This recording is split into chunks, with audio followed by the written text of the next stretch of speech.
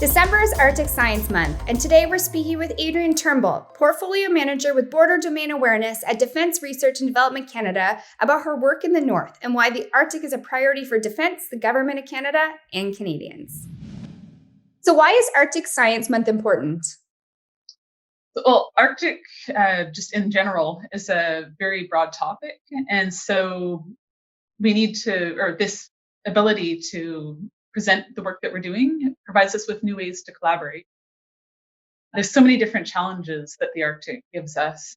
For example, there's destructive ice that forms at cold temperatures on wind turbines and prevents the generation of renewable energy.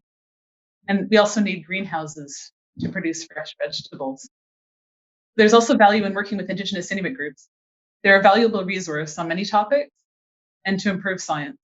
For example, we've thought about how the scientific culture, which tends to like databases and written results, how does it benefit from the northern Indigenous culture, which has successfully shared their information orally for generations?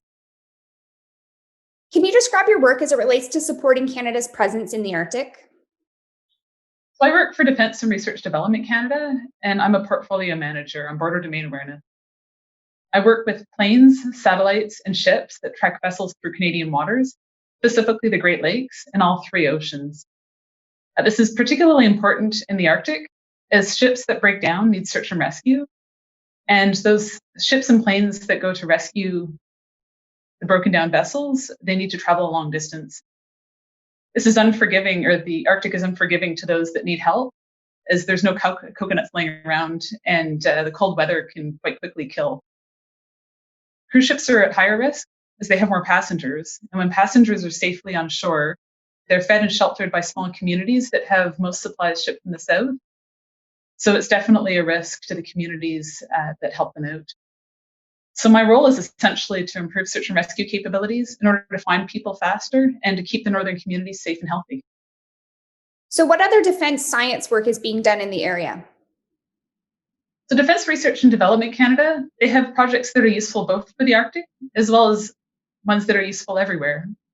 The All-Domain Situational Awareness Program and the follow-on Defence in North America, they're researching ways to improve the tracking of unknowns in the air and the ocean.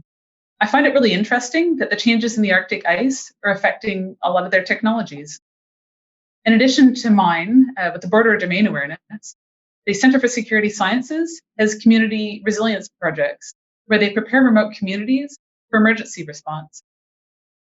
There's also the Innovation for Defence, Excellence and Security, or IDEAS program, and they have challenges for academia and for industry.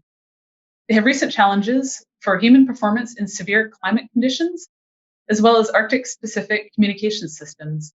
They're also planning for new ones, specifically ruggedized wind turbines. Thank you so much for your time. Good, thank you.